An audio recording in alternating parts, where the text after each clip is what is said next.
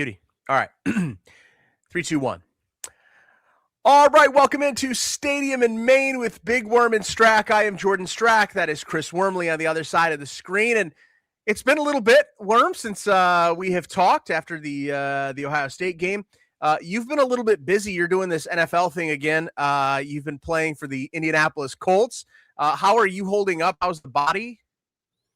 Body's good. It's a lot better than like my spirits are right now in terms of how this team's been the last really month and a half of the NFL season and injuries and things like that. We've had a gauntlet of a kind of back half of the year, but the body's good. It's just frustrating to lose some games, especially when we had some pretty high hopes. But it's always good to be back in the locker room. Always good to continue to do what I love, and I'm going to ride this out as long as I can. Yeah, and I know you've been home here in Toledo. You did the Christmas thing. You got to give away some Christmas presents to a bunch of kids from Washington local schools. How cool was that? Yeah, it was amazing. It was the second year we've done this with our foundation, and this year with Nigel Hayes and Storm Norton and his wife Bree. We were able to help out more kids this year. We had 75 total, and they got $200 and they got to go to Target over on Alexis and just have a day. They got to pick whatever they wanted, and to see their faces light up and to see them kind of go through, real world situations of, how much things cost and all that stuff. It was fun, but just to bring a little joy to the, the Christmas holiday and the holiday season. It was pretty cool. Awesome. Love it. Our podcast here teamed up with Blue by 90. We're wrapping up our first season here. Make sure you go follow us on Instagram, Stadium and Maine Pod. There's a lot going on with Michigan football since the last time we talked. There are major changes. First off, we are hoping to get Eric Weddle on the show. It's on the graphic. We are hoping that he's going to be able to come through. So hopefully we'll hear from him in just a little bit to talk about Kyle Whittingham, the new Michigan football coach.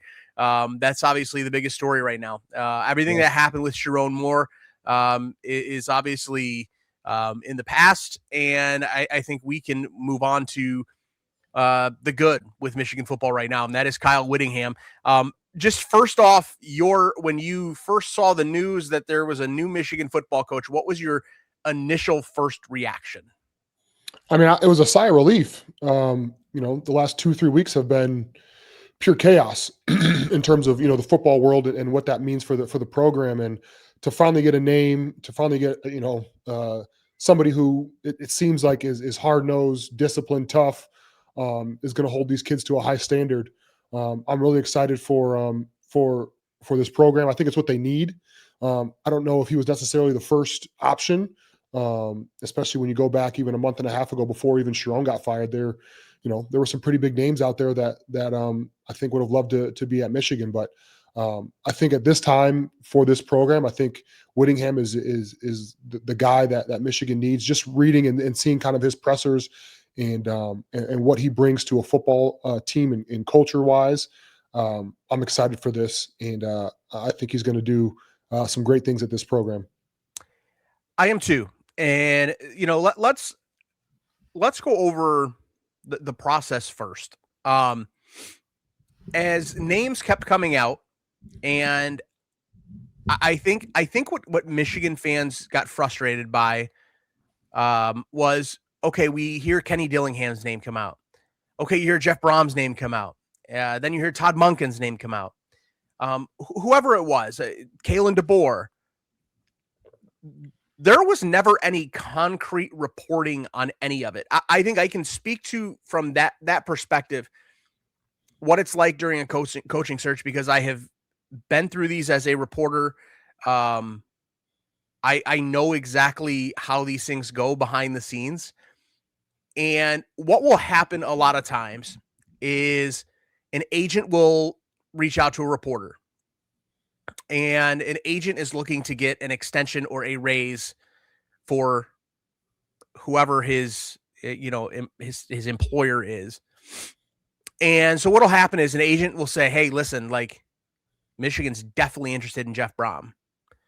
Or Kenny Dillingham's agent will say, hey, like, I'm hearing some rumblings, like Michigan's going to try to talk to him. there were never any concrete conversations or confirmed conversations with any of them. It was all speculation. And I think what Michigan fans kept dealing with was there's a roller coaster during these things where you have to understand what's real and what's not. And to be perfectly frank, throughout the process, a lot of what came out was bullshit. It was pure bullshit. Like, it was just not real. It was fabricated. There were a couple guys that Michigan was not even involved with.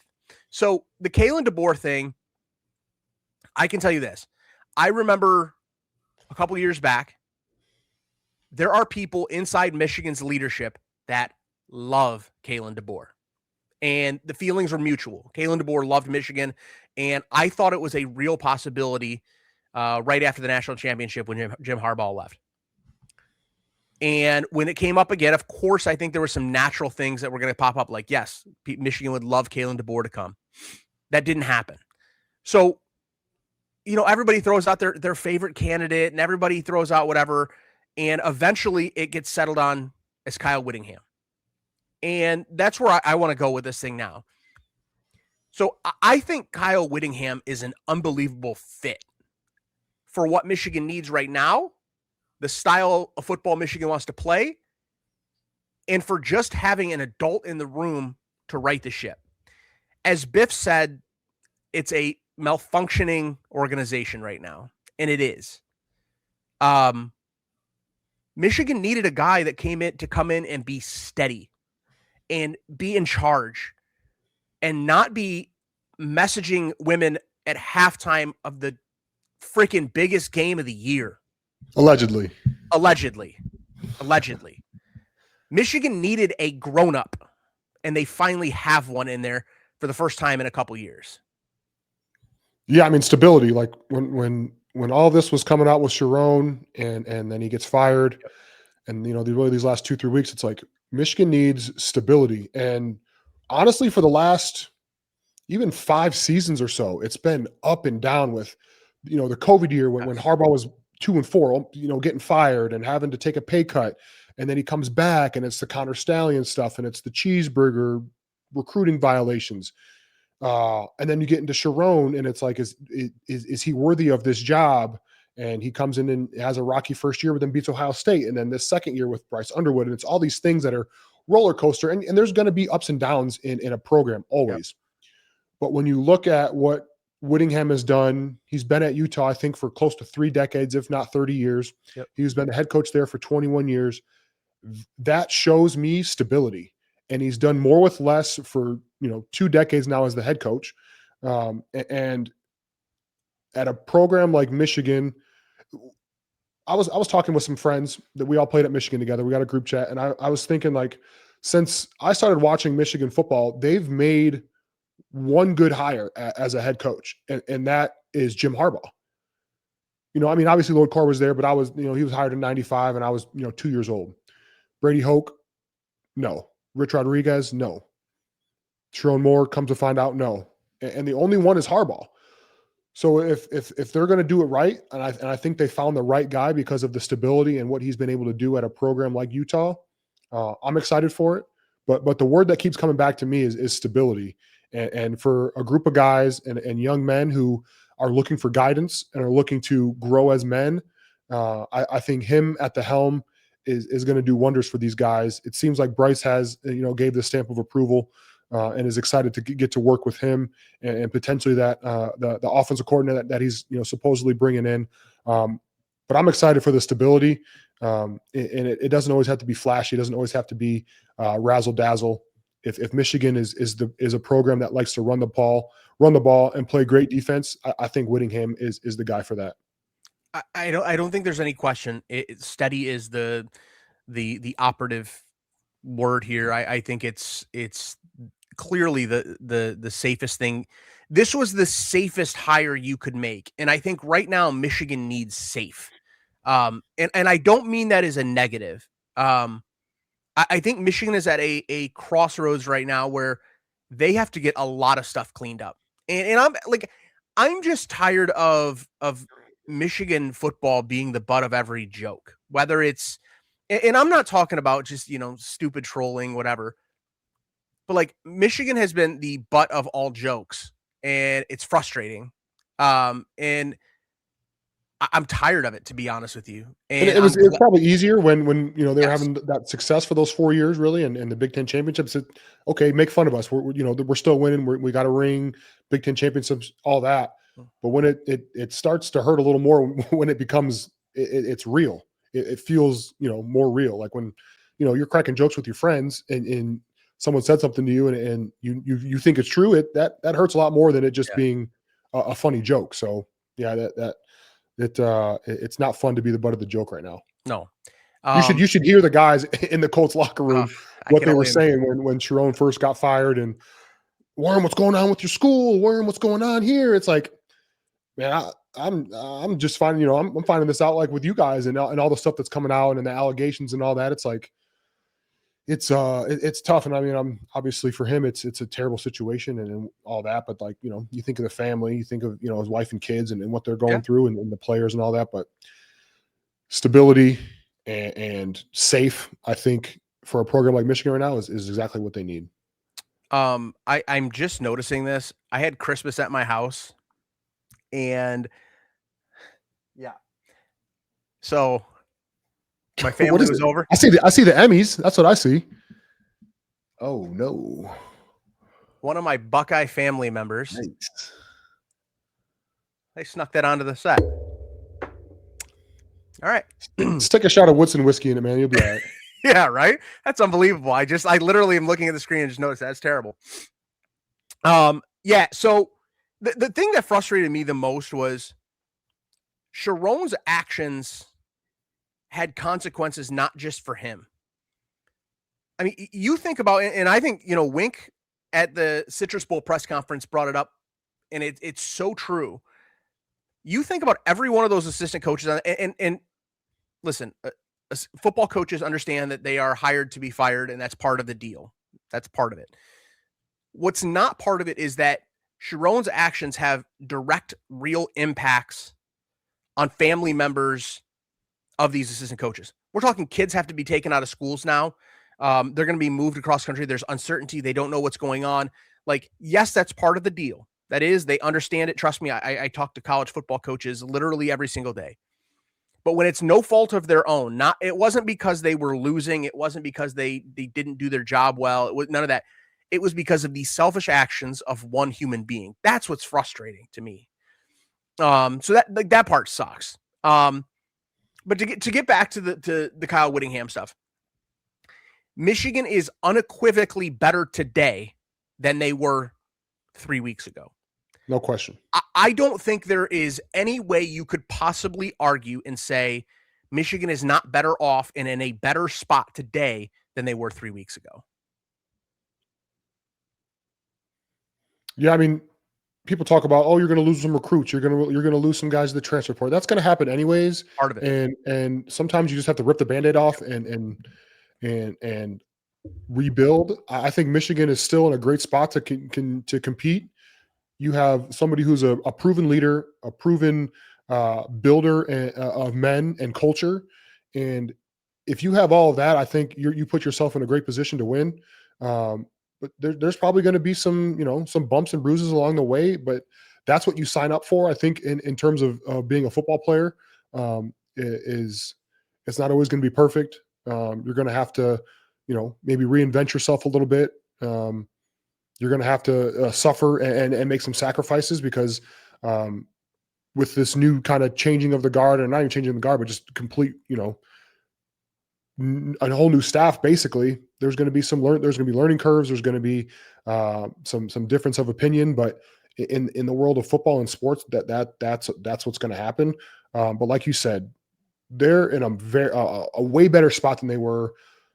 I would even say, if Whittingham would have gotten hired, right after Harbaugh, I think that would have been a home run hit too. I think they're in a better spot now, obviously, than they were, a month ago. And I'm excited to see how this grows over the next 3, 4, 5 years. No question. And so, you bring up a point about the recruiting, and I think it's a good one, and it's something that I think I've tried to talk about with everybody that would listen. you can't dictate your hire for the next 5 to 7 years based on the wants or needs of 18, 19-year-old kids. You No can't do way. it.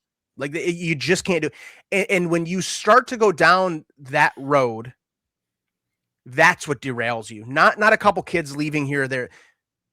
In the world of college football today, 18, 19, 20-year-old kids are going to move on. That is a foregone conclusion, and you have to get out of the antiquated way of thinking about college football of you need to build through high school and you have to do things a certain way. Yes, high school recruiting still has to be the forefront of what you do. But if a couple of Michigan signees say, okay, hey, release me from my thing, and if Bear McWhorter or Brady Marquise need to leave, okay, like that is what it is. Michigan is going to still be Michigan. And it doesn't matter if some kids that have never stepped on campus don't come. It won't matter even if, and I don't want this to happen, but even if Bryce Underwood were to leave, Michigan is still going to be Michigan, and they are still going to go out and they're going to hit the transfer portal hard, and they're going to bring in another quarterback. They're going to bring in another tight end. They're going to bring in another wide receiver. The 90s are over. The 2000s are over. With the transfer portal, you don't need time to rebuild. Not when you have Michigan's resources. That's part of what Kyle Whittingham brought up was he's going to have resources to be able to go get his guys. And that's one of my that is one of my concerns though. And that I wanted to bring up here, and that's next up on my list. So, you've got a head coach who, yes, he's 66 years old. Much more concerning to me than his age is the fact that he's never been in the Midwest. You have to go build relationships. Is it a concern? Yes. Do I think the world is coming to an end because Kyle Whittingham has never been in the Midwest coaching and needs to build relationships? No. No. That's why you have assistant coaches. That's why you bring these guys in. Assistant coaches do most of the heavy lifting in recruiting anyway. You just have to bring in guys that know what they're doing and build those relationships. And that stuff's going to happen. That doesn't worry me. It's a concern, but it doesn't worry me at all. Does that make sense? Yeah, no, I think his style of coaching and his style of play fits perfectly within the Midwest. Yes, you talk about, I agree. Big offensive linemen, running backs, tough, hard-nosed defenses. That's the Big Ten. That's the Midwest. Yes. If does he need to build relationships? Absolutely. But he has, I think, a really good foundation because of the way he is as a coach and how he has coached, a West Coast Mountain West team for the last 2 decades. He knows what it takes to, the Big Ten is a lot different than the Pac-12 or wherever they were at the last Pac-10 the last several years. But the way his style of play at Utah, I think, is going to translate really well to the Big Ten and is what Michigan needs. So he's going to be able to recruit. He's, like you said, he's going to get those assistants that know the area, that know the players, and it's going to hit the ground running. And I think it's going to be a lot more seamless than most people think. I agree. The other concern that everybody seems to be bringing up is that he's 66 years old. I tweeted this out the other day. We live in a country where we have elected an 80-year-old as the leader of the free world in back-to-back elections. Yeah. I don't care that Kyle Whittingham is 66 years old. I just don't care. Like, he's coaching college football. 66 is the new 46, man. Come on. Yes. Easily. I mean, he beat Pat McAfee in an arm wrestling competition on College Game Day, I think, this year. So, he's also not a normal 66-year-old. He's a guy who rides motorcycles and skis and plays golf and has worked out 4,000 something straight days. Like, you look at him and he's not your typical 66-year-old. Kurt Signetti, as people have pointed out, is less than 2 years younger. And if Michigan would have hired him, not one person would have brought up the fact that he's 64 years old. So to me, it's the most overrated, absurd talking point there is. I don't need Kyle Whittingham to come in and give us 15 good years. You're hoping for 5 to 7 really good years from Kyle Whittingham. Go win some football games, get this thing back on the tracks, and then you can ride off into the sunset. And I think the other thing right now is, yes, he's 66, but judging by some comments that I've seen, like, it feels like he's got a little bit of a chip on his shoulder right now. I think he's got some things still at 66 he wants to prove. I think it feels like he's going to have some things that he's never had before at his disposal. And he seems hungry to go do it at 66. So, like, let him go. I think he's going to be fine. Yeah, I think he even talked about it when he stepped down at Utah. He felt like if this is it, then I think he'd be happy with it. But then also there's a thing where if the right team calls and the right university calls, because I mean, let's be honest, he was probably never going to win a national championship at Utah, not because of him as a coach or his coaches, but just the resources and the talent that you can bring at a university like Utah. He did more with less for so long that when you get to a place like Michigan and you have every resource at your disposal, I think, he had 8 10-win seasons at Utah. What does that look like for Michigan, these next 5 years? If they're not winning 10 games, I don't think that's Whittingham's fault. That's going to be a whole nother issue. So I'm excited for him. I'm excited to see what he can do with this program, because I think he has a strong track record of being very successful. Michigan won 9 games this year with a head coach that was checking on OnlyFans models at halftime, allegedly. That's what's crazy, though. If they can win 9 games with that shit going on, what can Kyle Whittingham come in and do if he gets this thing going right? That to me is a sign for, I have to give the players and the assistant coaches so much credit for this year. Like, knowing, I think there were some rumblings and I'm not going to say that we all knew exactly what was going on, but like the fact that the players were able to deal with everything they dealt with as 18 to 22-year-old kids, and the coaches were able to deal with all that, like, kudos. I think that says a lot about the assistant coaches too. Like, 100%. Obviously Biff being there and being kind of maybe that steady, he's not doing it for the money. He's not doing it for the accolades. He is doing it because he loves coaching young men. I think I look at a guy like Wink, and he talked about in his press conference at the bowl game. It's like he's set for life. He's made so much money being a defensive coordinator and an NFL coach that he's there just to develop men. And a guy like Sean McGee, the GM there, he's one of the best guys I've ever been around in terms of character. So having those guys in the building, I think, helped out tremendously, especially when you see some of the reports of Sharon and Wink not talking for the better half of the season and what that looked like.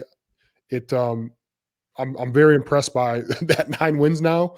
And I don't know, do we put an asterisk against, on that Ohio State game? Like, should that game count? I don't know. You tell me. I don't know. They caught us when the Wolverines were lacking a little bit. And now that they're back, they're back on top. I think Michigan's back on top. Yes. Sure. We can do whatever we want. We have 9 months until they kick off again. So I could talk all the shit I want. So yeah, I don't know, it doesn't matter. Yeah, whatever. You can do whatever you want. All right. Let's go into the impacts on the roster right now.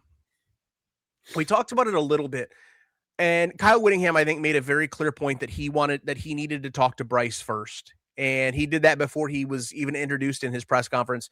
He said him and Bryce had a 45-minute conversation, and he listened mostly.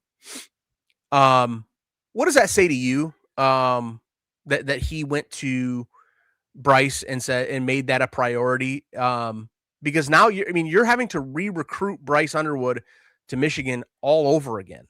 And the other thing that he said I thought was very important was that this offense fits him to a T, and that Bryce is going to love this offense. To me, that's a big selling point, and I'm hoping that Bryce will look at everything that Utah's offense was this year and take all that into account, because it feels like it's a system he can thrive in. Yeah, I think whether Whittingham likes it or not, like, he has to kind of cater to Bryce a little bit. For a lack of a better word, but Yeah, you got it. I mean, he's essentially the franchise quarterback. You have to have those conversations. You have to see if you guys are going to be a good fit together. You have to sell him a little bit, right? Like you have to re-recruit this kid who came in, you know, with Sharon and Chip Lindsey, and be like, hey, like this is going to be a better offense. We're going to, cater to you a little more than what was in the past. And I think that's a smart move on his part in terms of getting, and if Bryce stays, a lot of other people are going to stay too. Yeah. And that also helps with recruiting and the transfer portal. So having that conversation before even being introduced, I think was probably paramount.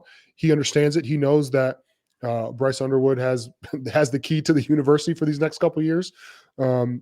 And he had to, not get on his good side, but sell him and say, hey, like I'm the head coach now, but also like this has to be somewhat of a collaborative effort because we know what you can do when you are playing at your best. I do think that like if you can keep, and if you want to text Weddle right now, go ahead. I'll talk for a second if you want to check with him. I do think you have to. I don't want to overstate like you have to make all these concessions to Bryce Underwood or whatever. But yeah, you do have to sell yourself. Bryce Underwood didn't sign to come to Michigan to play for Kyle Whittingham. That's not what he came here for. But he did come for the University of Michigan. And I think the other thing is that if Bryce Underwood does stay, you made a good point there. It does help a lot of other people. I think what it does is it sends a message to everybody else like, hey, like my conversations with this guy went really well and we're going to be good. We're fine. We're still Michigan. I think that more importantly than anything. And listen, if Bryce Underwood decides that it's best for him to leave, like I said off the top of the show, that's fine too. Like if Bryce decides that, hey, I need to move on because this isn't what I signed up for, that's okay too. I'm not going to begrudge a kid or bash a kid that decides that he wants to like that. That's okay too. But I do think that he will thrive in that system. When you go back and look at it, and I don't know if it was Connor Stallions or somebody was tweeting out and talking about the multiple formations. There are so many different looks that this offense gives you that I think that Bryce would be really, really good in. I just think he would be in a really good spot. And the other thing is that they're still going to run the football, which is what really impresses me. Even if they come and they run everything out of 11 personnel, like they're still running the football effectively. I think that's like there's a lot of really good things to like. Yeah, I mean, especially I think I did see that tweet as well. Yeah. And to an offense, a lot of those personnels can look the same. It's just an extra tight end, yeah. or maybe even like an extra lineman playing as a tight end, extra receiver, whatever it may be. But to defenses, it's going to give them fits because they're going to have to practice that. They're going to have to spend less time on what Michigan does, majority of the time and focus on those little things here and there.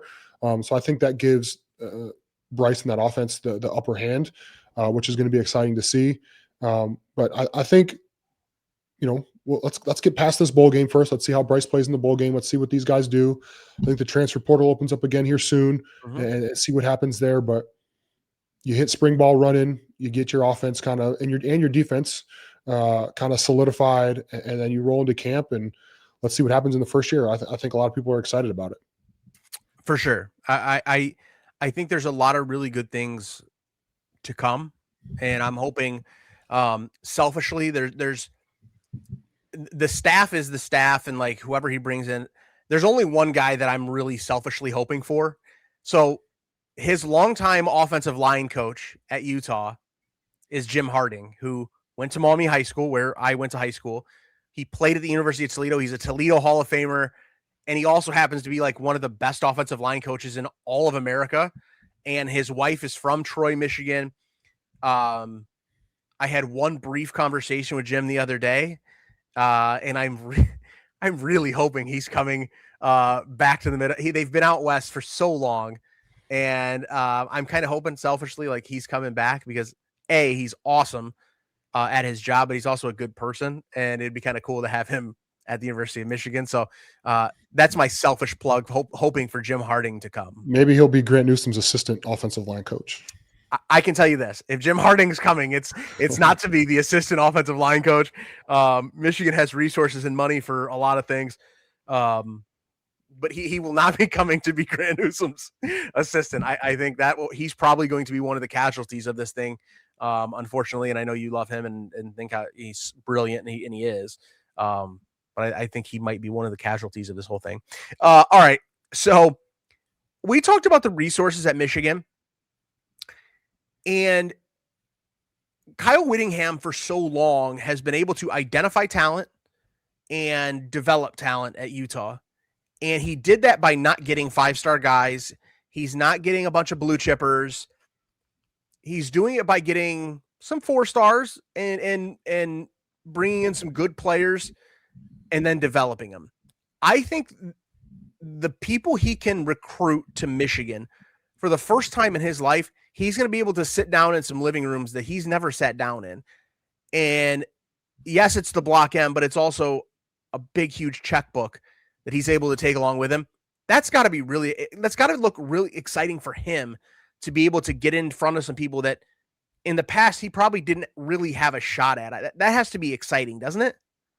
For sure. Absolutely. I mean, I'd be salivating if I was a head coach or even a coach just on the road recruiting. And, for the longest time, I had to kind of scratch and claw my way just to get a 4-star. And not to say that he's not going to have to, work his butt off to get these recruits now, but to have those resources, to have the backing of a university like Michigan, it's going to open up a whole new world for him and his coaches to be able to go out there and get the best of the best. When you can someone like Kyle who can identify players and then you can develop them to be at their best, that's a special combination, and it's dangerous. It's dangerous for other teams because sometimes you can just have a player and they're just good right away, and there's players that you can develop and then they get good. But when someone's really good and then you can continue to develop them at a high rate, that's special. Like Bryce. Like if Whittingham and whoever their OC is going to be can develop Bryce, I mean, he's first round quarterback, maybe one of the best quarterbacks to come out of Michigan. That's the type of thing that a coach like him can do because he's done it for so long, and it's exciting to be able to watch. I'm ready for it. And he's done it with less forever. I took some flack on that because like I said kind of the same thing about Jeff Brom. You have to do it with less at Michigan sometimes. And I was thinking of old Michigan with academic standards that were almost unattainable for some, transfer credits not coming over. Yep. Now Michigan they're in the big boy pool. Like they can go get who they want. There's nobody that's out of their league. They can go recruit who they want. But now you still have to bring in guys that fit the culture you want. So I think, that's part of it is like, yeah, you can go get a bunch of 5-star guys, but like they also have to fit your culture, and they have to be able to fit into what you do. So that's going to be the interesting part. One of the other challenges I think for Kyle Whittingham at Michigan, and Urban Meyer actually brought this up today. Whittingham is going to be under some scrutiny that he's never been in his entire life. Like when you're out at Utah, everybody loves you. And everybody knows that the challenges that he faces, I think, for the most part, and you win 9 to 10 games all the time. That's good enough for everybody out there. They're happy. You're God out there. Yes. And you're going to now at Michigan though, like if you win 9 games and miss the playoff and you're not contending, people will be calling for your job fast. Yeah. So, I mean, it'll be 1 year, 1 season, and it'll be, it's a different kind of scrutiny. And I think that's an interesting thing to see how he reacts to all that too. I think because he's been in this for so long and he's been a head coach for so long, the pressure is, I mean, you saw what happened with Sharon and the pressure that kind of, but that was his first head coaching gig. Like I would have loved to see Sharon be a head coach at like a MAC school or, a lower division school, not division, 100%. But a lower, whatever you call it, G5 or whatever they call them. Yes, G5. Yes. And then get that chance at a bigger school like Michigan. But when you get thrown into the fire like that right away, it's tough. But with 66, he's got a lot of wisdom. He's got a lot of life experiences, and I guarantee he doesn't have an Instagram. Someone said his Instagram, he follows 10 girls and they're all his family, and he hasn't posted in 11 years. So it's like, he's not going to hear that outside noise unless he goes and Googles it. And I think that's going to serve him well. Yeah. But yeah, you win 9 games. You only win 9 games. Yeah, they're calling for your head right away, and I think he understands that. But I think he's built for it. I think it seems like he kind of is embracing the challenge of all that too. Um, let's next thing. The national reaction to this has been unbelievable. Like, as I scroll through and I watch it for 4 days or whatever it's been, 5 days now. Has there been a single national voice that has said anything bad about this hire? The only negatives that you see are from like rando trolls from Michigan State or from Ohio State that are fans. But like everyone that knows ball says this is a dynamite hire, and everybody has amazing things to say about Kyle Whittingham. That's been kind of refreshing, to be honest with you. It's been kind of nice to see all that and not have to deal with whatever random negative thing there is at this hour. Yeah, I think Joel Klatt had some raving things to say about him. Urban Meyer, Whittingham was one of Urban Meyer's assistants when he was the head coach there. I saw he was on Portnoy's podcast, and Portnoy tried getting him to be a special assistant to Whittingham, and he's like, I'm not saying the M word, and I'm not wearing maize and blue. I don't know. It was just one of those things that, like, when you go to it and you look at it and you're looking at these, big time names in sports media, it's all good things. They have nothing bad to say. They say he's going to, restore Michigan in terms of the culture and what he does in terms of being a coach and the style that he brings. I think it's a match made in heaven for what Michigan's looking to do. Yeah. And it's like, you look at it and when is the last time that there was a resounding positive national thing? I mean, everybody had an opinion about Jim Harbaugh, whether you like him or hate him. Everybody always seemed to have an opinion on Jim Harbaugh. And it was very rare that anybody was like, oh my gosh, this guy's the greatest. You had to be a Michigan fan to think that Jim Harbaugh was the greatest, despite the fact that, he's literally one of the greatest football coaches of all time. There was no debate in my mind around Jim Harbaugh until, we got to a couple years in, and then I was like, okay, maybe this isn't the guy. And then he turned it around, and then I was like, no, he's the greatest.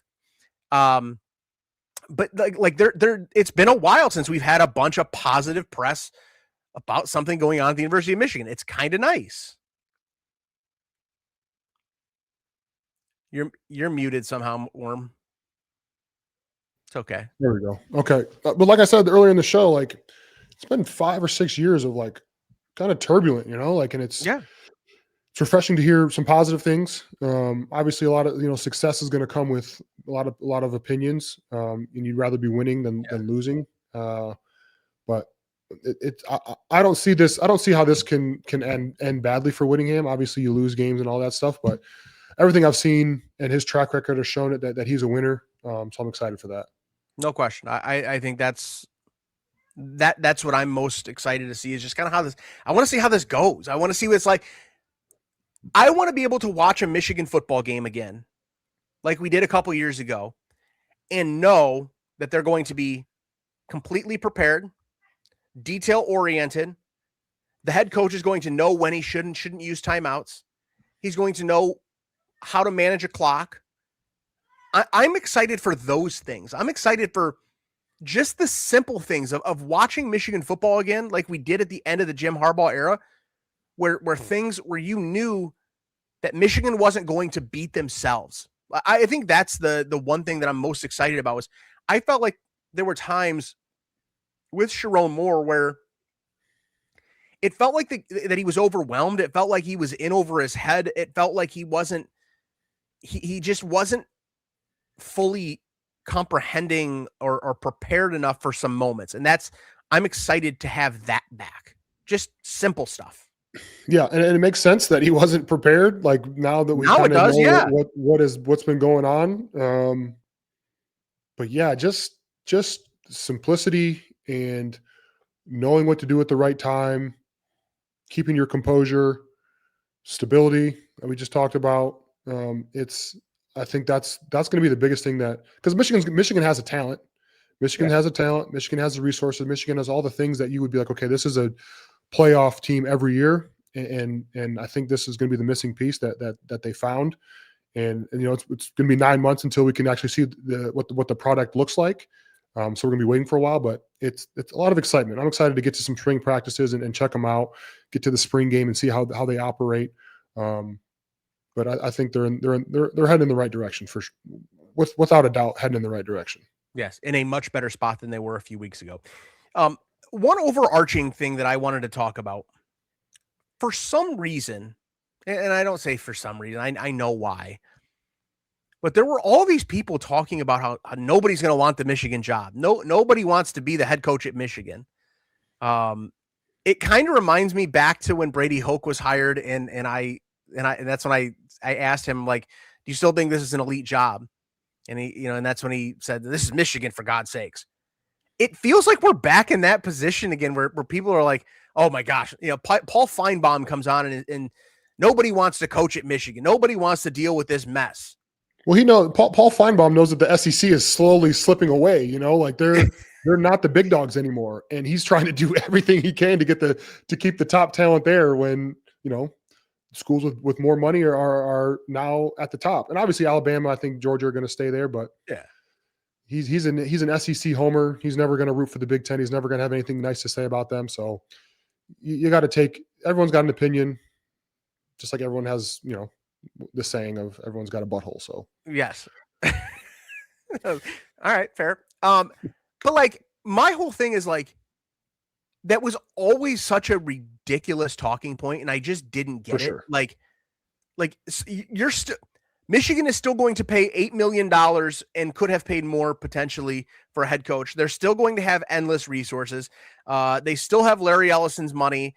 They still have they have just endless things that are going on. And we're talking about nobody wanting to coach Michigan. Like, yes, I understand that there's an investigation going on, and there's this or that, and there's some negativity surrounding the program right now.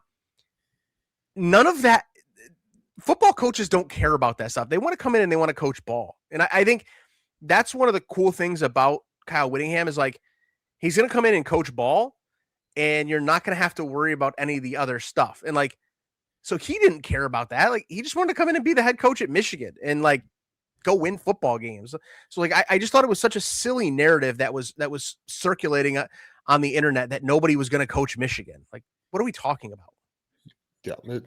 I don't even know what to say to that, because like, of course you're going to want to coach at Michigan. Of course you're going to take the call. You're going to listen to what the athletic director has to say, no matter what. I mean, I don't even like investigations. There's no president right now. Like, what does that have to do with, what does a president at the university have to do that much? I understand he's like the boss of everything, or she's the boss of everything, but in terms of a football program, like, let Kyle Whittingham handle that. Let him and their coaches handle that, and see what happens, because I keep saying it, but like, it's going to work out. I think he's going to figure things out, and people are going to be really, really happy with this decision. Yeah. All right. As we wait for Eric Weddle, let's talk about the Citrus Bowl a little bit. Let me preface this by saying, I am going to try my hardest to care about this football game. Okay. I'm going to watch. I'm watching. I know I'm going to watch. Michigan football is playing, and I'm going to watch. But I'm telling you, Worm, this football game is about as checked out of a football game as I think I've ever been for a game, like, since I started watching Michigan football. When I hear how many opt-outs Texas has, and I hear how many opt-outs Michigan has, and I think about it, it's like, it's really hard for me to get into this game. And actually, before we get into it, we'll let Eric get settled in here, and then I will bring him on right now, because he just hopped in on this thing, and he's going to join us now. A 14-year NFL vet, 6-time Pro Bowler, a guy that you played with, Worm, in Baltimore. Yep. I'm glad he remembered me too. I felt good when I texted him that. I mean, listen, I was, like you play with a lot of guys over that many years. Like I get it, you might forget somebody did remember you, so that's good, Worm. I'm still glad you had his phone number because I'm like, dude, do you have like any NFL guys that played there? Like, can we get somebody on that played at Utah that you know? And let's bring him on right now. Yeah. Eric Weddle joining us right now here on the podcast. Appreciate you doing this. How are things going in your world right now? I'm good, man. I'm good. It's crazy times. Obviously, being a U alum that's very connected to the program, and I think everyone's kind of in shock. And what's going on? He was supposed to be stepping down, but now he's taking over Michigan, and you know, I'm used to this type of like turnover and change because that's just the way the league was.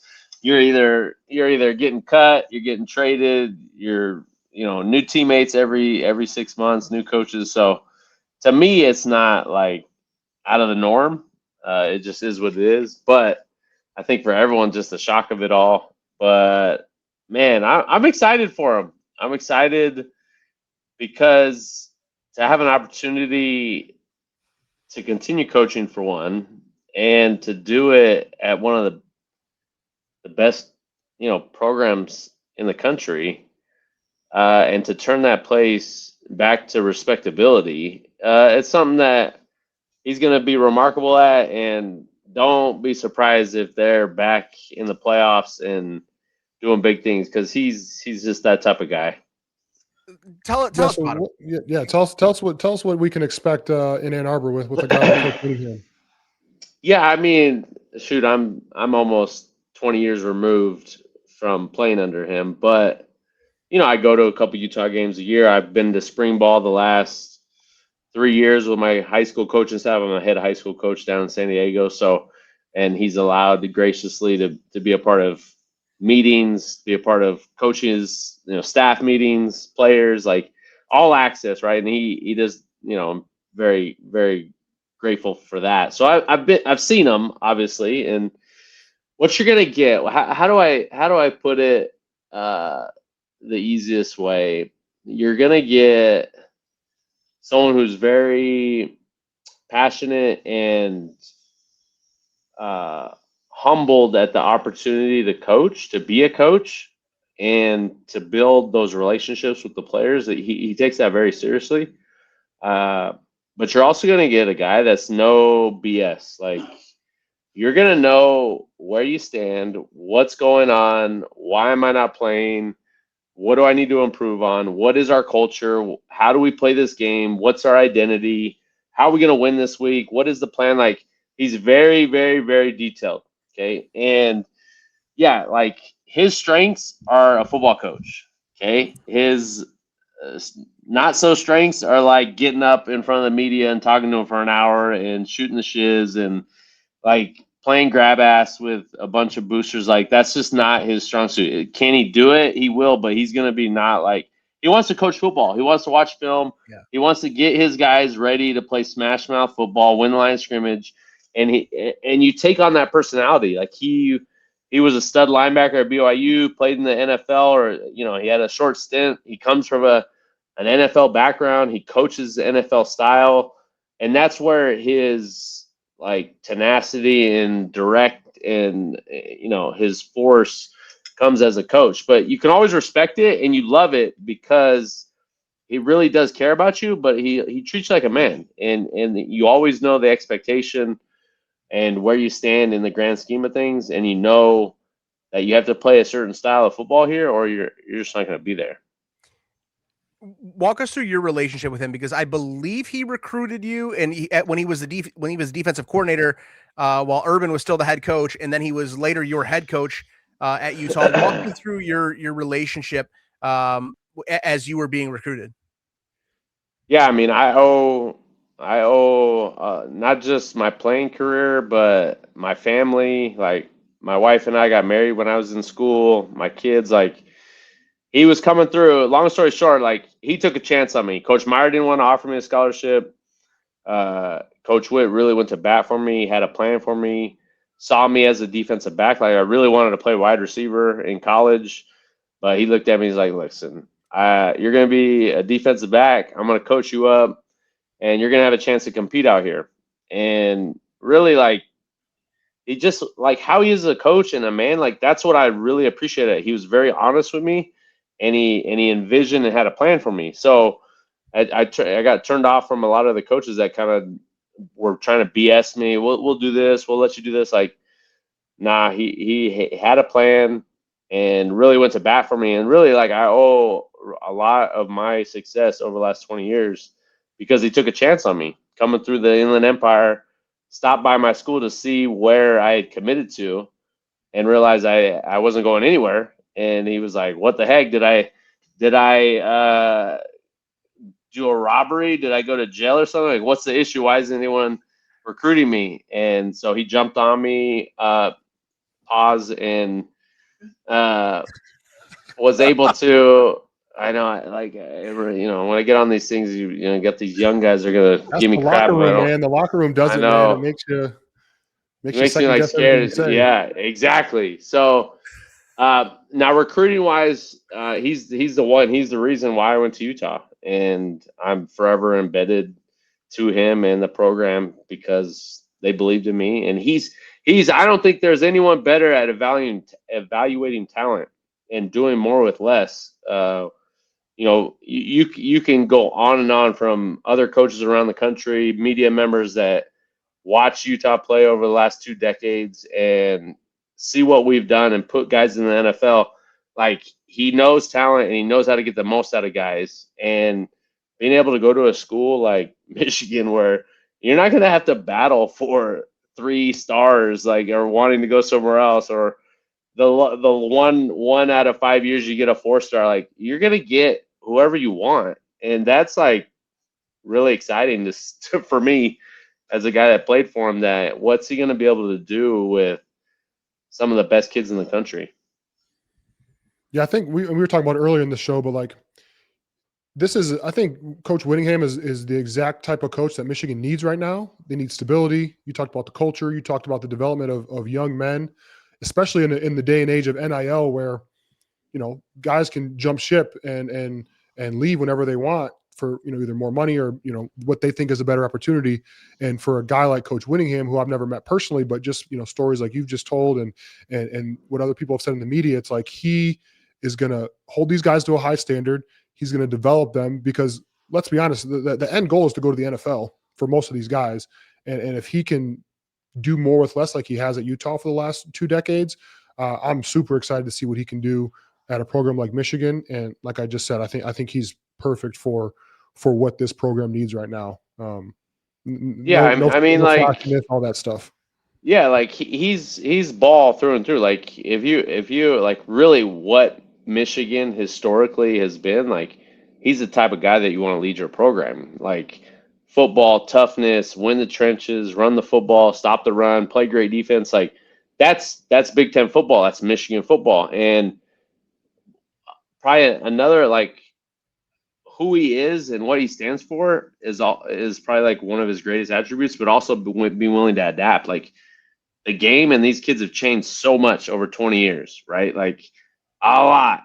And still being able to connect and motivate and be able to have an imprint on these young men, both on the field and off, and especially academically. Like, we had a 93% graduation rate, which was one of the tops in the country for the university, for our football program. So it's just all the little details, the little things that matter to a program that Michigan obviously has gotten away from. And to say, like, you fell into a guy that's like, I honestly think like Michigan got lucky with Coach Witt, because you're getting a guy that's going to turn your place back to respectability and a place where, as an alum, like, you're going to be proud of that and get away from what has transpired over the last 6 months and the last couple of years of just not doing things the right way. There's a couple things that I've there's like criticisms that people have given. He's 66 years old. How's he going to recruit the Midwest? Are those total bullshit in your mind? Recruiting, like, regional recruiting's is like so overrated. Like, I don't even know what that means in today's landscape. Like, you have to know the Midwest. Like, no, I need to be able to evaluate talent on the film. I need to go to the school and size these players up and see if they're a right fit for us. Like, yeah, that may be important to smaller schools, but it's Michigan. Like, I don't need to be, I don't need to know anything from anything to go into a house with a Michigan shirt on and say, I think your son's a really good player. I think he might be a good fit. Let's build this relationship. Like, what does it matter where I would come from or where I recruit? So that is irrelevant. And what was the other The age knock thing, on him? Oh, and his being age. 66. Yes. Yeah, like I've been in the game for a long time, and Coach Witt intellectually, his energy, his what's the word, like his quick wittiness, right? Like it's just his IQ level. Like if you ever get a chance to ask him his IQ, it's borderline genius, and he doesn't like ever bring it up unless you get really close to him. But he's seriously like high level. So that on top of he works out every day for like the last 20 years. Every day he does the same workout. He's look at his calves. If you don't think the guy's in shape and ready to rock, like you're fooling yourself. And you could just tell, honestly, like from the interview, like the press conference, he's energized. Like he feels like he's ready for it, ready for the challenge. So age, I would say in some cases is true. Like you look at who was the old Texas coach? Mac Brown. Yeah, Mac Brown. Like you look at Mac Brown, and you look at Coach Witt. Is that even comparable? Like when Mac Brown was like kind of his later years, and I don't know anything about Mac Brown. I'm just trying to think of an older coach Pete around Carroll. the same age. Yeah, like they're legends, and Pete Carroll's still doing it, even though that product this year by the Raiders is awful. I don't know what he's doing over there, but I don't think those are any concern. Like honestly, the only concern you could say if you look at the Utah program is offensively over the course of his years have sometimes not been as explosive or turned out like we've turned out guys in the NFL, but like you could say like that could be a knock, but you can't knock anything outside other than maybe just the talent on offense of just not getting averaging 45 points a game like some of these schools do. Like that's never been our way as a program. And I don't even think Michigan up until maybe their championship year, like has been like, oh, we're going to put up 40 points a game and just try to outscore people. Like that's just not how their schools are built. Our schools, like we're very similar in our mindset. So I guess that would be the only knock you could try to find. But outside of that, like this guy's a good coach, man. So are we going to see you in Ann Arbor sometime soon with Coach Witt? Like I'll take you. I'll live in Ann Arbor in the offseason. I'll take you to a nice dinner. If he hits me back, I know he's been busy the last few days. So yeah, I told him if he needs me for anything, he knows I'm there for him. And my son's getting recruited by a bunch of schools, so you may have to see us out there on a visit. I don't know if Michigan's smart, they'd get on my son because he's pretty good. Does he play safety like you, or what position does he play? He plays quarterback and safety. Yeah, he's pretty good. Heck yeah. I love it. So Urban Meyer today made a point, said something along the lines of, like, when you go to a Kyle Whittingham practice, that's what a practice is supposed to look like. You've been there, you've seen them. What does a Kyle Whittingham practice look like? What did Urban mean by that, do you think? Well, I think it's very direct. It's clean. It's the coaches are all prepared. There is no wasted movement, wasted time. It's efficient, and it's a physical practice. Like that's what we hang our head on, being physical, being the most physical team. And if you can't block and you can't tackle and you can't get off blocks, then you're going to have a hard time playing Utah. It's very, like, honestly, when I look at Utah, and I bring this up because I've been, Gage went on a couple unofficials this year. He went to Oklahoma. He went to Georgia and a couple of schools that have offered him. And being around, like, Georgia and Kirby and how he just the standard and what he what he is his identity as a program. Like, that's Utah, right? But he could do it and say it out loud with his chest out because they're national champs, right? Like, they could say, hey, if you don't like having pads every day, because that's what we do, and you don't like hitting and play it and win the fourth quarter, like, this isn't the place for you. We'll just go find the next guy. Like, Utah is that, but you can't really say that because we don't have like a bunch of 5-stars. But when I see Kirby saying those things and meeting him and like him spending time with us, like, that's Utah football. It's just Coach Witt's never gonna let those cameras in there. So I don't know if he's gonna have a change of heart, like having people at practice and alums, and he was very, very like tight-knit on who came to practice, who was allowed to come to practice. Like, he doesn't let anybody in the circle. Like when he breaks down practice, if you're not an ex-player, you're not allowed in the circle. It doesn't matter. You could be a celebrity. You could be David Portnoy, who's given millions. You're not allowed in the huddle when he speaks to the team. So he treats that, like, those little details and things are very secret. Like, it's only for the team, and I love it because it's meaningful. It's not for everyone to be a part of.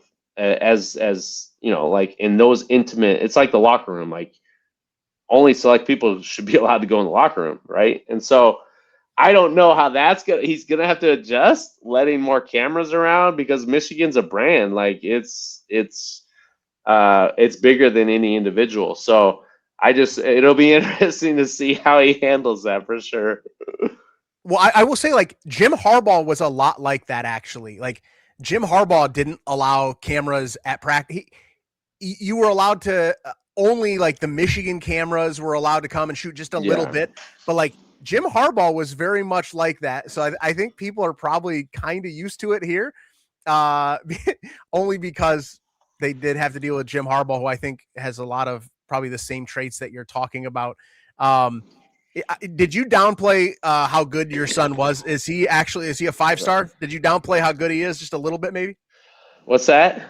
Did you downplay just how good your son actually is? He's a composite 5-star kid. Like, did you downplay it a little bit? He's pretty good. Well, he has a long ways to go, and he's got a chance. I tell coaches this. Aside from what he's on the field, right? He's a guy that could turn your program around. He has that it factor. I think that more so than anything else, like how he treats his teammates, how he galvanizes guys.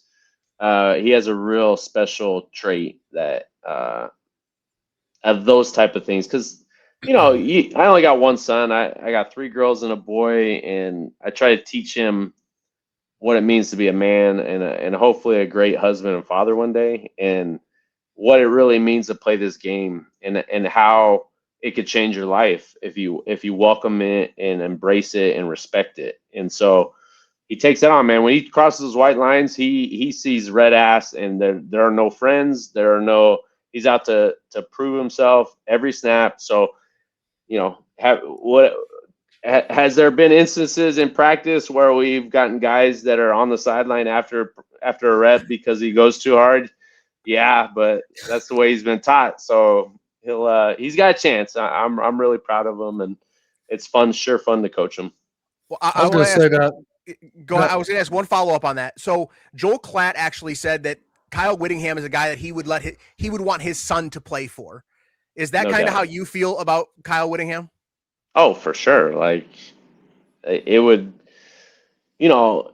before all this, and I'm really close with Coach Scally, and there's not a better guy to take over that program. And it's the same thing. Like, there are certain guys that I know personally that I would forever, like, would be so proud and elated if my son got to learn and grow as a man under their example. And Coach Witt's right there with them. So, Kalani, Coach Witt, obviously Morgan, there's guys that I've met. Like, I would love for Gage to learn and grow under Kirby Smart. I would love for him to Brett Venables. Like, those guys are just rock star men, right? That I've only could do so much as a father. Now it's time for you to learn from somebody else, and being a good man with good morals and good character, like that matters to me. And it may not matter to other people, but it does to me. And you're getting a guy with strong values in that for your program that you're gonna be proud of. Like, is it gonna happen overnight? No, but you're gonna be able to rest at night being a proud Michigan man, knowing who's leading your program. Yeah, I was going to say your son sounds a lot like you in terms of I tell guys all the time, like, you were probably one of the best teammates I had in terms of just being a good person to everybody. But when you stepped on that field, you were I mean, I don't tell you, you were a bad dude. And there are a few guys that I played with that I think could have retired and been an NFL coach right away. One is you, and now these last 3 weeks, I've been playing with Phillip Rivers on the Colts. And oh my gosh, crazy! I think he's another one. How was that? How were those practices all those years going up against that offense and having two of the best guys I think that could go and lead a team right now in the NFL? You and Phillip Rivers. That must have been some fun times. Yeah, man, I love what the game can give you if you just open yourself up to it, right? Like, if you really pour into the game, you pour into the process, you pour into the day in, day out of the team. And Chris, you remember, like, it's long days, right? And Especially everyone yeah, everyone at that level is talented, is good. You gotta be lucky to stay away from injuries, but a lot of that is how you take care of yourself. Are you working out every day? Are you rehabbing? Like, there's so much that go on behind the scenes that if you're willing to put in the time and effort to try to be the best, and it doesn't always work out, but are you willing to do that? Like, I would say a high percentage aren't willing to do it. They just rely on their talent and rely on just their natural ability. The other half don't love the game. They're just there because they can make a lot of money and it provides a good life, which is cool, right? But the truly great ones, and I wouldn't say I'm great. I just had a good run, but the great ones that I've been around. I'll say it for you. You were great. You're too kind. You were. The great ones that I was fortunate to play with all had like very similar attributes. They all loved to practice. They all loved to compete. They were the hardest workers. They studied the most. Like, they were the extension of your head coach and their vision. Okay. If your leaders on the team are not your hardest workers and in the building first, last, like all those cliche things, but in certain buildings, that's true, right? In San Diego, Phil and I were there at 4:30 in the morning. We were doing our own prep for 2 hours, but we'd always meet up at lunch, or sorry, at breakfast at 7 a.m. to talk ball and throughout the day. And then at the end of the night, we'd always meet up in the sauna talking about our opponent. Like, hey, what are we checking to when you see a shade and the nickel's inside leverage? And the nickel's blitzing, like, what's going to be our check this week? And then so we're just going back and forth, and then on the field competing and pushing each other. And that's what makes great teams. And now, did we ever win a Super Bowl? No, but man, it was fun because the leaders on a team pushed each other and competed and did things the right way. So I think in hindsight, like, I just appreciate the relationships. And I got the biggest smile when Chris texted me, and because I remember those days. I remember him as my teammate. I remember him lining up and me trying to help him, do his job and make us better. Like, it takes everybody. You can't win this game by any individual. It takes everybody. And so I had the biggest smile, like, and I'm like, of course I remember you, dork. Like, what do you think I am? Like, I'm old, but I'm not that old. So I think I try to teach the young kids, and especially my son, like, the game is bigger than the individual. It's always about the team, and when the team has success, the individual has success along with it. All right, going on the Phillip Rivers thing, we'll get you out of here in a second. Could 40-year-old Eric Weddle make an NFL return right now? No, no, I'm sorry. It's kind of funny. Like, I ruptured my pec in that Super Bowl, And I don't even think I could tackle like a 7th grader without it like rupturing again. So that alone, I don't think I could play. Could my mind? Yeah, I think I could easily just go in there and do it. But I'll give you guys a funny story. And this is like an old man moment, which has kind of shocked me. So once a week, on the treadmill, I do sprints. Like, it's not even fast. Like 12 miles an hour is the fastest the stupid treadmill goes. So it's not like I'm like really sprinting, right? And so I build up to it. And anyways, I'm doing it for like, I don't know, like 2-3 months, like just trying to stay with it. And then I do like the other day of the week, I do like other cardio every day, but the other day I do like sled pulls and pushes and that type of stuff, just to like kind of act like I'm a somebody, but I'm not. And no lie, on my last rep at 12 miles an hour, my calf, like I don't know if I like pulled it, strained it. I definitely hurt it. And this was like a month ago. I still haven't been able to get on the stupid treadmill and run. As soon as I start running at 5 miles an hour, it starts to just, the sharpest pain goes through my calf, down my Achilles. And I'm like, I'm not going to rupture my Achilles. So I'm just not going to run anymore until I feel no pain. So long story short, I would go out there and I would break half my body on one break. I literally would do one back pedal break, and I think my whole side would rupture. Unbelievable.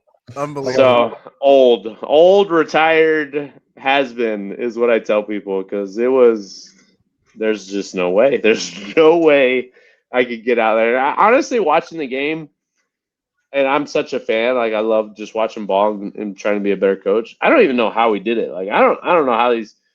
And before the CBA, like when we were pads every day and real double days every day, and we could actually tackle and hit, like I was kind of like a unicorn, I would say,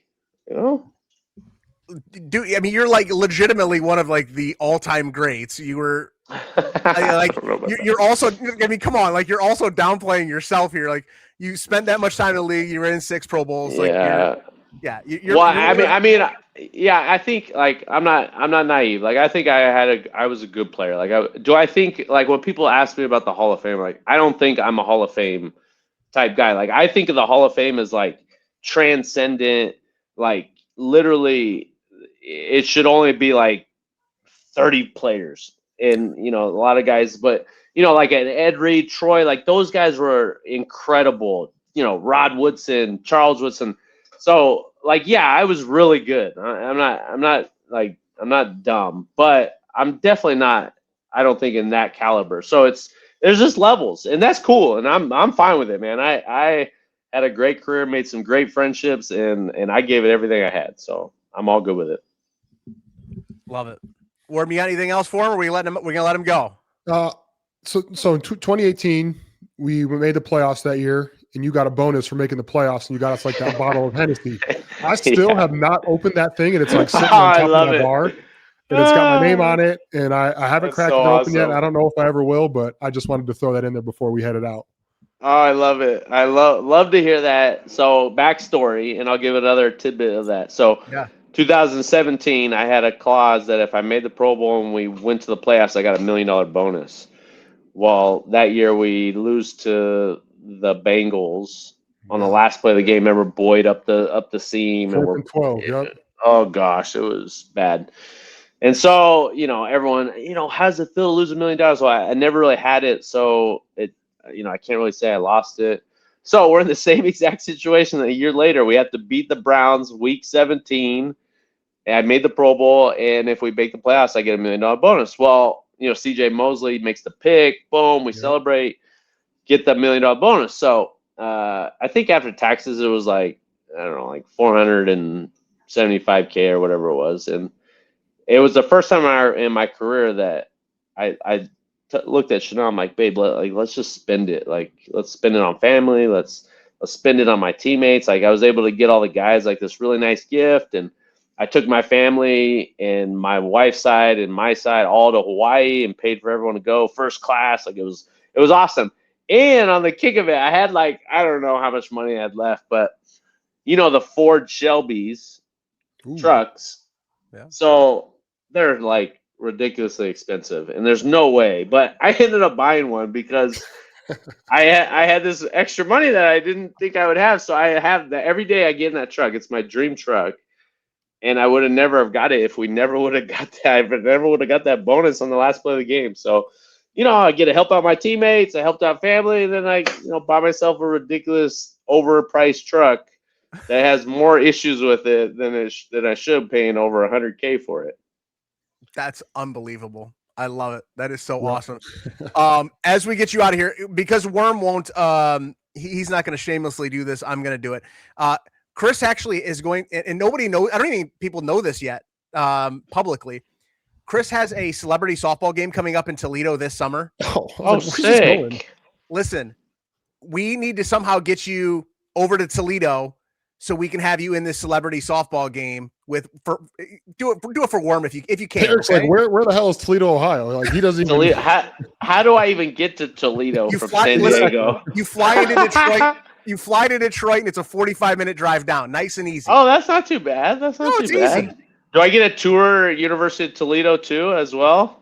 Dude, listen, we've got between Worm and I, we've got every Toledo connection there could possibly be. We're both Toledo guys, so like we will take you wherever you need to be and do whatever you need. If we can somehow get you back in the summer, send me the dates. I'll see what I can do. I'll send you the info here soon.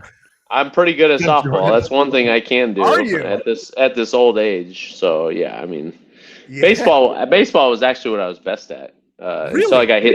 Until I got hit in the face at bat my junior year, and that was the rest of my baseball career was done. I'm good after that. Yeah, I was. But it was a blessing in disguise because then I could actually do what I wanted to do and play football. I love it, dude. This was an absolute blast. Thank you so much for doing this. Of course. Yes, thank you. Anytime, guys. Stay in touch, man. Yes, sir. Love you, Chris. Man, take care. See you, bro. Eric Weddle, that was awesome. And sorry, Worm, Justin had texted us in the group chat. I'm like, listen, Worm's not going to, I'm just going to do it. We're going to try to get him here to Toledo. At least you got like the soft little plug, and then I'll work them from there. So thank you. Yeah, appreciate it. That's good. We try to get as many big names as we can for this thing. People don't even know about this yet. We're just breaking news here and letting people know. It's going to be awesome. So, all right. So, how good is he though? That was awesome. Yeah, I mean, when I said that he could be an NFL coach, obviously he's doing some great things with the son and that high school down in San Diego, and he's, developing young men, which is incredibly important. But he could easily be a head coach, and he was the smartest defensive player I ever played with, and I played with some really smart guys in terms of defensive scheme, and he's by far. He was telling me where to line up as a safety, and I'm playing D line. He knew it all, and one of the best teammates I've ever had for sure. Yeah, his son, by the way, is the 26th nationally ranked player in the class of 2028. He's like, yeah, he's pretty good. He's pretty good. Okay. He's pretty good. Give him a look, he's pretty good. All right, very quickly, let's just knock this thing out real quick because we're well over an hour now. Citrus Bowl coming up New Year's Eve, 3 p.m. in Orlando, Texas, a 7.5-point favorite. No Gio Al-Hadi, no Jay Sean Barham, no Derek Moore for the Wolverines. Obviously, Biff is the interim coach. Texas is also without a bunch of key pieces. They were without their top 2 running backs. They're without a bunch of other dudes too. They fired their defensive coordinator. So, there's no opt-out excuses or anything like that. And it's so unpredictable when you get to a bowl game because, to be honest with you, in a game like this, when it's a non-playoff game, it's like, who actually cares? Who actually wants to be there? That's the team generally that comes out and wins these games. What are you looking forward to at least watching? I'm looking for Bryce to take a step. It's been about a month since they've played, a little over a month. I'm excited to see him and Andrew Marshall's connection. See if that's grown over the last month.